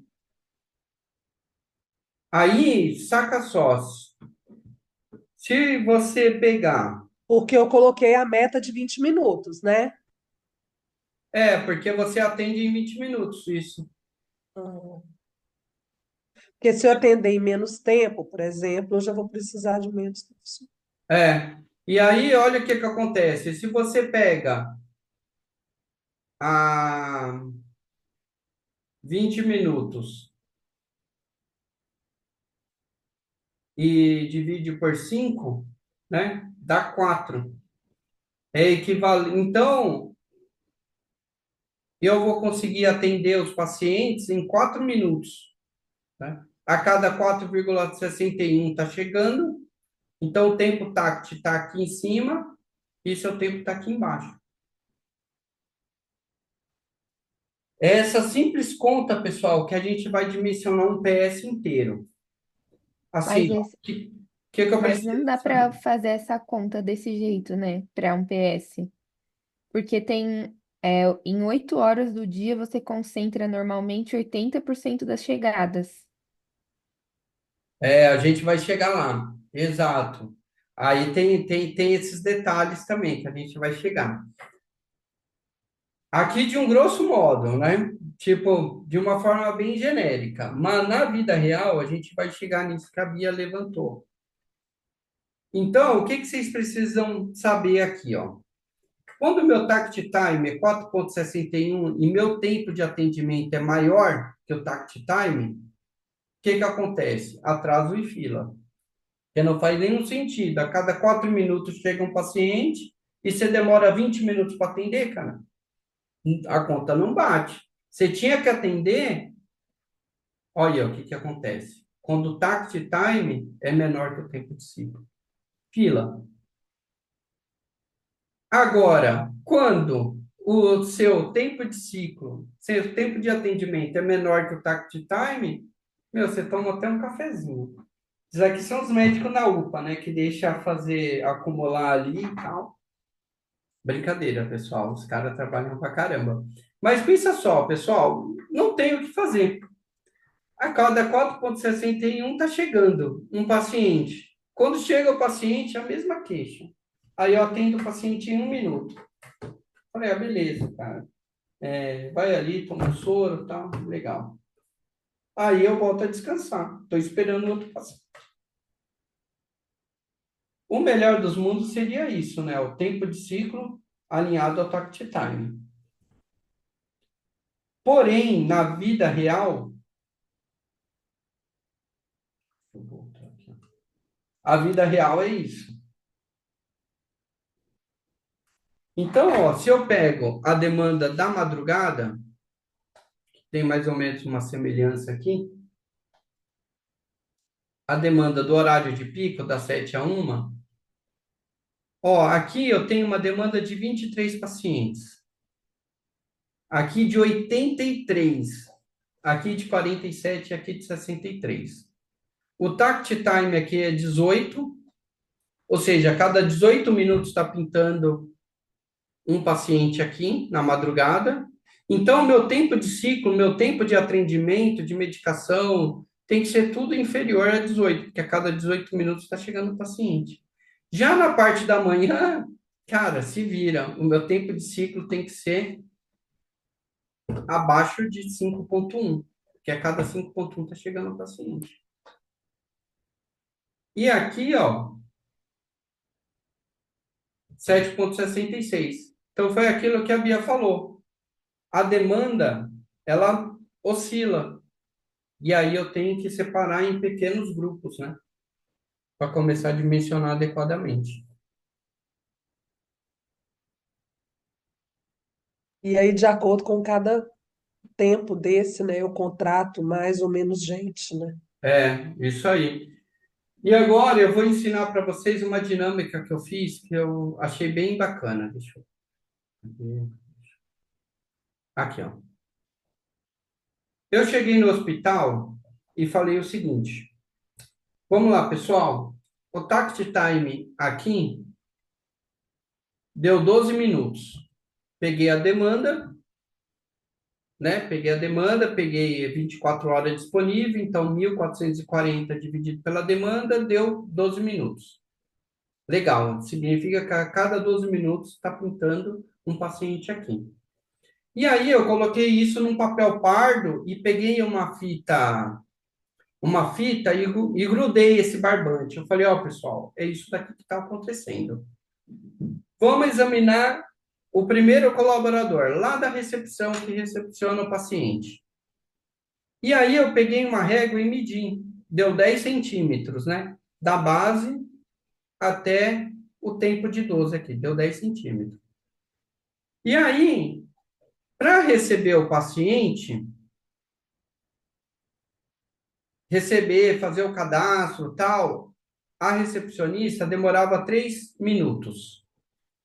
Então, eu fiz o seguinte, ó. Se 10 centímetros, que corresponde a 12, 10 centímetros tá para 12, 3 centímetros tá para quanto? 2,5. Aí eu peguei uma folha sulfite e cortei 2,5 centímetros. E aí eu fiz um quadradinho. Tá vendo? Recebeu o paciente, a gente tem um quadradinho de 2,5 centímetros. Aí tinha mais uma atividade. Agora, cadastrar o paciente no sistema. Cronometrei lá, dá 5 minutos. Então, 10 centímetros está para 12. 5 centímetros está para quanto? 4,16. Aí é um quadradinho maior. E aí, beleza. Aí chegou um momento da dinâmica que a gente foi fazendo isso para todo mundo. Aí, por exemplo, se vir outro quadradinho aqui, ó, de 5 minutos. Aí, putz, ó, Daniel, estourou. Passou do tact time. Não dá para eu aceitar esse quadradinho. Quem vai ficar com esse quadradinho? Aí eu passava para outra pessoa. Ou seja, eu consegui transformar em uma dinâmica, né? Que aí, pessoal, receber paciente ou fazer coleta, não sei o quê. Aí eu ia deslocando os quadradinhos, porque o sistema se torna balanceado quando todas as suas atividades ficam abaixo do tact time. E aí, olha que legal isso, meu, que depois a gente evoluiu. Aí depois a gente foi lá para o bloco cirúrgico. Cada cirurgia, eu tinha o tempo aqui do meu bloco cirúrgico, que era 12 horas. 12 horas correspondia a 10, vai, lá era 30 centímetros. Aí uma mastectomia, Daniel. Quanto tempo em média dura a mastectomia? Aí eu fiz um quadradinho de todos os procedimentos cirúrgicos. E aí, quando chegava no agendamento cirúrgico, eu começava a agendar. Pegava os quadradinhos, ó, falava, ó, dá nessa sala. Qual que é o tempo de setup? Entendeu? Aí eu ia montando o quebra-cabeça. Aí, no bloco cirúrgico, ficou muito bacana, porque ficou um jogo lúdico, né? Porque cada, tipo, tinha cirurgia, neurocirurgia, que tava assim, ó. Neurinoma no acústico lá. Puta, cara, pintar aqui. Ó, tinha cirurgia do neurinoma no acústico, que já era, só dava para você agendar uma em uma sala. Mas tinha cirurgia pequenininha, uma cirurgia de vesícula. Puta, cara, olha o tamanho dela. Quantos quadradinhos cabe aqui até o horário disponível? Né? E você ia encaixando. Então, pessoal, é uma maneira lúdica aí de a gente envolver a equipe do hospital, né, para estar tocando. Então, sempre nesse conceito, né? Bom, Posso tirar uma dúvida? opa, É, se eu calcular o tempo de ciclo ao contrário, né? Ao invés de calcular quanto tempo demora para consulta, eu entender quantas consultas eu consigo fazer, um médico consegue fazer num plantão, por exemplo. É muito ruim, porque às vezes eu acho que quando você pergunta ou mede o tempo de atendimento, eu acho que fica subdimensionado por dois motivos. Um, porque se você faz a observação direta, é o que eu falei, você vai ter influência ali na hora da pessoa fazer o atendimento. E uhum, outro, que você desconsidera o tempo que esse profissional precisa dar uma levantada, fazer uma pausa, ter um horário de almoço, e são coisas que às vezes a gente não considera no dimensionamento, né, da equipe. Eu considero que eu vou ter eu tenho 4 médicos no plantão. Eu considero que eu vou ter 4 médicos o período inteiro, de 7 às 19. E eu não vou ter quatro, porque de 11 até as 2 eles vão revezar o almoço, então eu vou ter um a menos. uhum, E outras excelente. questões, ele vai chamar um paciente, depois ele vai levantar, vai tomar um café, vai no banheiro, e aí É, você perde tempo, né? E se você não coloca isso na conta, vão falar, ó, o dimensionamento que a Bia fez ficou todo furado. exato, gostei. Aí, pessoal, eu vou responder essa pergunta da Bia. Ela está completa de razão. isso daí, e acontece muito, hein? Eu trabalhei em indústria, a gente dava tolerância. Então, você tem a tolerância para necessidades fisiológicas, você precisa ir no banheiro.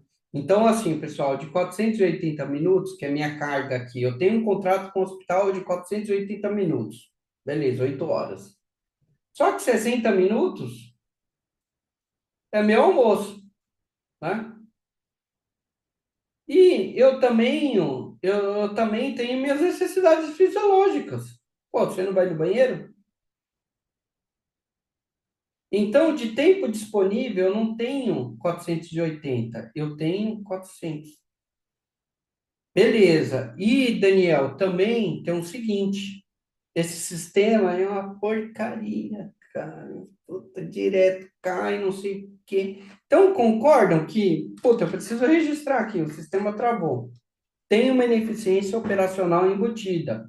Então, vamos deixar aqui, ó, uns 390 minutos dele disponível. E aí, qual que é a demanda que ele vai receber no plantão dele? Ah, vou receber, sei lá, 40, né? Então, esse aqui vai ser o tempo de ciclo dele. Ou tempo de ciclo não, takt time. A cada 10 minutos vai pintar um paciente. Aí sim eu vou dimensionar adequadamente. Porque lá no PS, na taxa de chegada, eu deixei o 1440. Puta, o pé, a entidade pronto-socorro não para almoço. Está aberta. Mas eu, profissional, eu paro,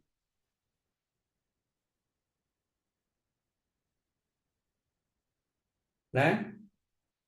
Então é assim, se você faz da forma que você falou, BI, eu pergunto para ele em média quantos atendimentos ele faz, tem um risco de ter muita gordura, né? Mas provavelmente já está contabilizando toda essa ineficiência aqui, né? Aí você divide pela produção, vai mais ou menos bater isso. Quando você começa a tirar almoço, começa a tirar queda de sistema, etc e tal, então o cálculo vai chegar bem semelhante, entendeu? Que é o fator de tolerância. Sim. E eu acho também que se aproxima mais, talvez, de uma média.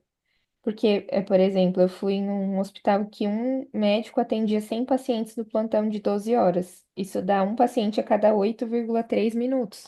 É bem rápido. E aí, se você contar que um ele atendeu em 4, mas o outro que era mais amarelo, que ele teve que tomar decisão, reavaliar e É, ver no leito, que ele demorou 20, aí vai balanceando com essas outras atividades, que é a produção dele, né? é, É fazer a conta ao contrário, né? Tipo, quantas horas ele dedicou e quantos pacientes ele atendeu naquelas horas. Aí nisso está embutido as ineficiências, que dá para diminuir se for o gargalo, se for o processo principal que está dando problema, dá sim. para atacar, para reduzir as horas de desperdício. E nesse caso aí também tem que tomar cuidado. Tem uma armadilha aqui que o pessoal cai bastante, que é o seguinte: eu estou aqui no meu consultório, eu tenho uma demanda de entrada, certo? Se eu considerar só essa demanda de entrada para dimensionar a mão de obra, eu estou cometendo um erro, sabe por quê? Alguns pacientes, depois do consultório que o médico faz a prescrição, um percentual volta. E aí eu esqueci de contabilizar. E aí você trava o sistema, né? Então, assim, tem a demanda de entrada e tem a demanda de retorno, que ele vai fazendo um somebody love aqui para atender todo mundo, né? Então, um indicador que eu gosto de bater bastante é o seguinte: eu pego a taxa de entrada aqui, aí eu vejo qual que é o percentual dos pacientes que entraram pelo PA e solicitaram o exame, né? Ou de imagem, beleza, 60%. Ah, então beleza. Então significa dessa demanda de entrada, uns 60% retornarão porque o médico solicitou o exame, ele vai ter que avaliar lá para dar alta, né? E aí eu No, considero como demanda de entrada. Tipo, no quando eu não mínimo sei, né? 60%, no mínimo os que fizeram o exame, né? Fora aqueles que eles colocam para retornar também, às vezes. E é uma coisa que eu tenho procurado trabalhar também, a taxa de retorno, medir, né? Quanto é a taxa de retorno por profissional, por período, e entender quais retornos eram desnecessários a partir dos exames desnecessários para descobrir os desperdícios mesmo, né? É isso aí, é o que o pessoal está fazendo bastante hoje, que é trabalhando essa parte da. É o que o meu escritório trabalha, a pertinência. O que que a gente começa a avaliar? O paciente chegou com uma queixa tal, e dessa queixa tal, para descobrir a hipótese, o cara solicitou isso, solicitou aquilo, tal, tal, tal. Aí depois o CID de alta, eu falo, pô, o CID de alta, meu, 60% do que foi solicitado foi desperdício. O que que eu faço já no meu primeiro atendimento, que serão as perguntas-chave na amnésia que eu estou fazendo ali com o paciente, para evitar exames a mais? Porque o paciente não gosta de ficar muito tempo no hospital, né? Na verdade, né, Daniel, tem todo um estudo em cima disso, do overtreating, overdiagnoses, que não só aumenta o custo, mas aumenta evento adverso. O problema é que com a queda da qualidade, né, do médico que está lá na porta, você tem que criar um padrão para ele, porque tem coisa que ele não vai perguntar se você não criar o padrão É, ou os gatilhos, né, os triggers. isso aí.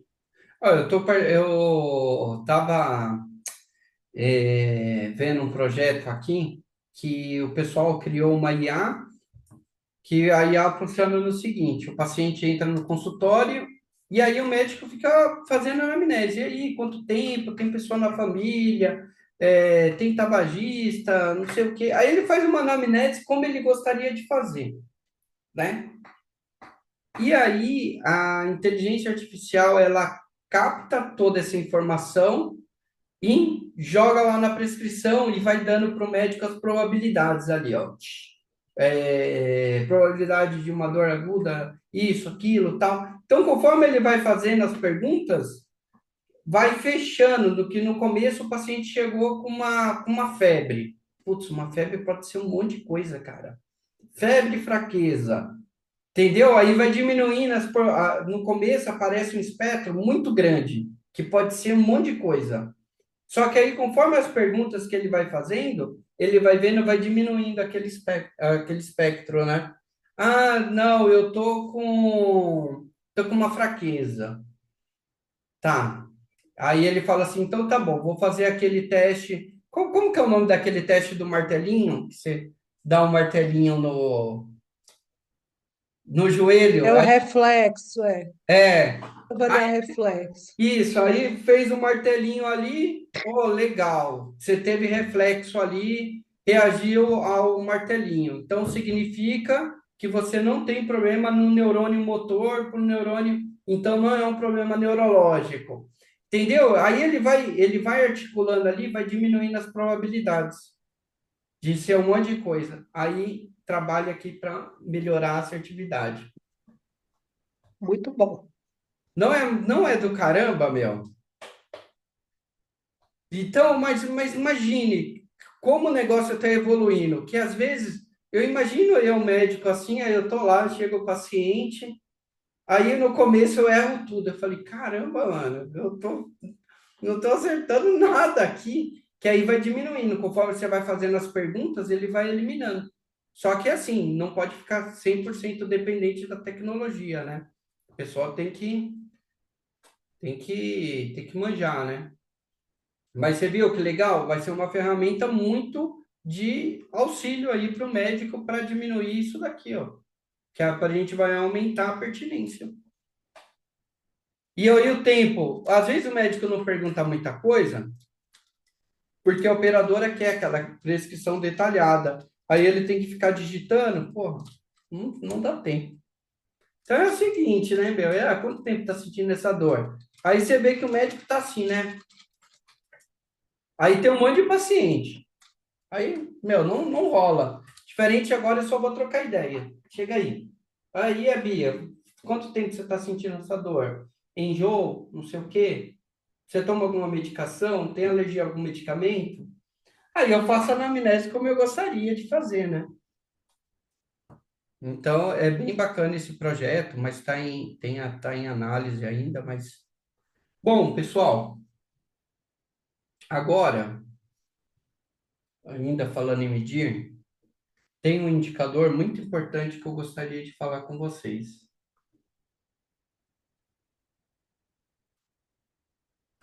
que é o Nedox. Já ouviram falar do Nedox? Acho que só a Bia já ouviu. Sim, sim. Esse é um indicador que... Carol, já ouviu falar do Nedox? Débora? Já sim, Daniel, eu já participei do Lean nas emergências, sendo parte de uma equipe, e hoje eu aplico em equipes da empresa que eu trabalho. Ah, perfeito, lindo, então. Então, você vai... Não, eu não ouvi falar, não, não conheço. Boa. Então vamos lá, pessoal. O que que é o Nedox? O Nedox é um indicador aí que, putz, esse indicador aqui ele é tipo o primo do Gauss para avaliar a superlotação dos pronto-socorros. Por quê? Vocês vão saber. Depois eu conto a historinha mais em detalhes, mas ele é composto de 7 variáveis. A primeira é, eu vou contabilizar quantos pacientes estão no meu serviço de urgência. Vou tirar uma fotografia. Chegou 10 horas da manhã, quantos pacientes tem aqui? E aí, eu vou contar quantos pontos de cuidado eu tenho no meu serviço de urgência, ou seja, pontos de atendimento, aonde o paciente pode ser atendido, né? Então, eu tenho 5 consultórios, eu conto, eu tenho 3 poltronas ali de medicação, eu conto, sala de gesso, sala de pequenos procedimentos, quantidade de leitos na sala de estabilização, sai contando todos os pontos de atendimento. Na variável C, pacientes admitidos no serviço de urgência aguardando internação no hospital. São os pacientes que estão em boarding, aguardando internação. Por quê? O Nedox, ele odeia que se interne paciente no PS, porque na cabeça dele, pronto-socorro não interna. Pronto-socorro tem que estabilizar o paciente, ou é alta ou internação. A partir do momento que eu interno, a responsabilidade é da enfermaria, não é do PS. Então, se você internar, eu vou dar uma pontuação alta para você. E leitos efetivos de internação disponíveis para o serviço de urgência. Por quê? Você sabe que todo dia tem entrada de paciente via emergência e você tem uma taxa de conversão. Por que você não pensar estrategicamente de deixar uma reserva de leito para paciente da emergência? Não é um paciente eletivo que está estabilizado, é um paciente que não está numa homeostase legal, que está em um desequilíbrio, que precisa de uma atenção. Né? Então, você tem uma quantidade de leitos. Pacientes no respirador. Nos artigos falam também de pacientes em drogas vasoativas, né? É um paciente que está grave ali ou está em ventilação mecânica no PS. O F é o seguinte, pessoal. Maior tempo para internação em horas. Então, hoje, às 10 horas da manhã, quantos pacientes subiram para a enfermaria? Ah, deixa eu colocar uma caneta aqui só para... Por exemplo, veio um paciente A aqui, veio um paciente com esse tempo aqui, e veio o paciente C com esse tempo aqui. Todos esses pacientes subiram antes das 10 horas da minha contagem. Né? Vamos imaginar que eu estou pegando essa coleta 10 horas. Então, eu vou pegar o paciente com maior tempo em horas, desde a tua entrada até a chegada no leito. Então, eu vou pegar esse C. Legal. E aí, a variável F, que é o quê? O último paciente que subiu, desses 3 aqui que subiram, eu vou pegar o último paciente. Quem foi o último? Esses 3 subiram. Só que o último foi esse A. Beleza. Eu vou contar o tempo que eu disponibilizei o leito e quanto tempo esse paciente ocupou o leito. Então, exemplo, eu estou lá no PA, ó, solicitei um leito, né? E aí a enfermaria liga e fala assim, ó, leito L20 vai estar disponível às 2 horas. Fala isso para o PA. Aí o PA vai e leva o paciente às 3 horas. Então, beleza. Então, 1 hora eu vou colocar aqui. É o tempo da disponibilidade do leito até a chegada. Aí, pessoal, olha que sacada. Agora eu vou contar a magia do Nedox. Pessoal, se vocês entenderem isso daqui, e normal, o Nedox, por detrás dele, existe uma maldade muito grande. Porque, assim, os caras... Ô, Daniel, só para eu entender, o Nedox necessariamente são essas 7 variáveis aí, é isso? Isso, você vai pegar todas essas variáveis e vai colocar numa fórmula para ele calcular. É como se fosse um score. Tem a escala de Glasgow, é um score. Sim. Um score usado em serviço de urgência, né? Isso, em serviço de urgência. Hum. Aí que é o seguinte, ó. Tá vendo que a variável A está dividido pela B? A sobre B? O que que é A? Pacientes no serviço de urgência. E o que que é B? Pontos de cuidado no serviço de urgência. Então, você tem pacientes com ponto de cuidado. Nada mais é que você está calculando a taxa de ocupação do PS.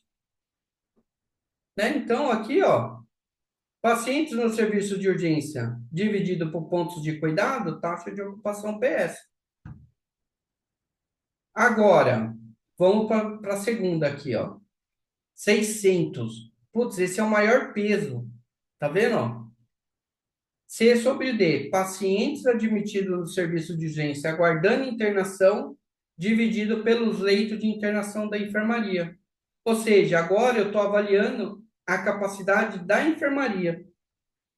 Né? Porque, ó, o C sobre D, C, quantidade de pacientes aguardando internação. E quantos leitos você tem disponível? Eu não quero que você interne paciente. Se você internar paciente aqui, meu amigo, eu vou multiplicar por 600. Que a orientação desse indicador é o seguinte: quanto maior, pior. Significa que você está mais cheio. Por exemplo, se você tiver mais pacientes do que ponto de cuidado, esse número aqui vai virar 2, 3, aí vai multiplicar por 85. Se você tiver mais pacientes aguardando internação do que leito, vai multiplicar por 600. Se esse número chegar a 1.000, é uma catástrofe. E aí, pessoal, paciente em ventilação mecânica, que é a E, dentro do pronto-socorro. Paciente em ventilação mecânica ou em droga vasoativa, ela para ele estar onde, pessoal? Ela para ele estar na UTI. Então, eu estou avaliando a minha UTI também. Então, eu estou avaliando PS, estou avaliando enfermaria e estou avaliando a UTI.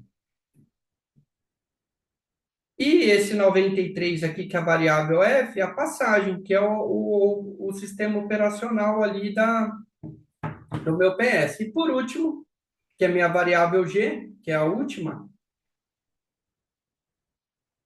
a saída e transferência. Né? Disponibilizei o leito, quanto tempo ele está demorando para chegar naquele leito. Entenderam, pessoal, a magia que está por detrás do Nedox? Eu avalio o PS, avalio a enfermaria, avalio o UTI, o fluxo de passagem e a subida dos pacientes. Está aqui, ó, o hospital em um simples score. Quanto maior, pior. Então, eu tenho que trabalhar para reduzir ele.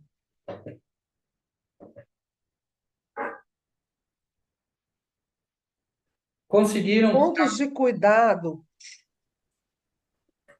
talvez eu não entendi. Pontos de cuidado no serviço. É, Eu vou subir depois um videozinho bem bacana que a gente gravou, explicando esse indicador com mais detalhes também. Mas ponto de cuidado é todos os pontos que o paciente pode ser atendido. Atendido, Então, mas esse aí, quanto maior, pior. não, o valor do Nedox total, quanto maior, pior. Ah, tá. Ok. Entendeu? Porque aqui no ponto de cuidado, quanto maior, aí Melhor. melhor, que aí vai, o número vai ficar menor. A mesma Sim, coisa aqui, né? Quanto mais leito, melhor. sim. Aí, pessoal, eu vou subir na plataforma um videozinho que ele explica de uma forma bem dinâmica esse indicador. Assim, o projeto Lean nas Emergências, ele agora está no Brasil inteiro, né? Agora, todos os hospitais de excelência dão consultoria. O mundo tá falando outra linguagem, a linguagem Lean, né? Eu fui em São Bernardo, minha mãe é de São Bernardo, fui no hospital lá, o pessoal coletando Netflix. Eu falei, putz, cara, eu não tô botando uma fé, cara. Eu vim de São Bernardo, cara. Imaginar que esse projeto chegou aqui, isso é da hora, é lindo, né? Você vê a menina com a pranchetinha assim, calculando, e tal. Eu falei, putz, cara, que legal. Viram a magia que está por detrás desse número? Então, isso é bacana, né? Teve uma entrevista aqui no Sírio, e aí perguntou: você conhece o Nedox? Hoje, aqui, o Nedox, aqui no Sírio, a gente mede em tempo real. Então, vai entrando o paciente e eu vou calculando. E aí, eu tenho um termômetro aqui que eu começo a avaliar. Putz, olha o Nedox como que tá? Tá em 800. Puta, o PA tá lotado. Vamos startar um plano de catástrofe porque tá cheio. Por exemplo, quando tem rave, aí agora a gente está trabalhando com alguns marcadores. Às vezes tem umas baladas aqui muito fortes em São Paulo, que aí no outro dia o PA está lotado, né, de pacientes precisando de hidratação. Em Goiás é mais punk. Teve um hospital lá que o pessoal falou: não, Daniel, quando tem festa sertaneja aqui, prepara a emergência, porque é um monte de trauma, tudo arma branca. Falei, caramba. Você vê? São marcadores. Então tem que estar preparado. Bom, pessoal, por hoje é só. Eu vou subir o videozinho do Nedox ali para vocês pegarem. Subir alguns exercícios também para vocês irem praticando. E o que que eu vou subir para a próxima aula? Eu vou subir o software do Minitab e já vou subir o projetinho também para a gente começar trabalhando nele. Beleza? Então deixa eu parar a gravação.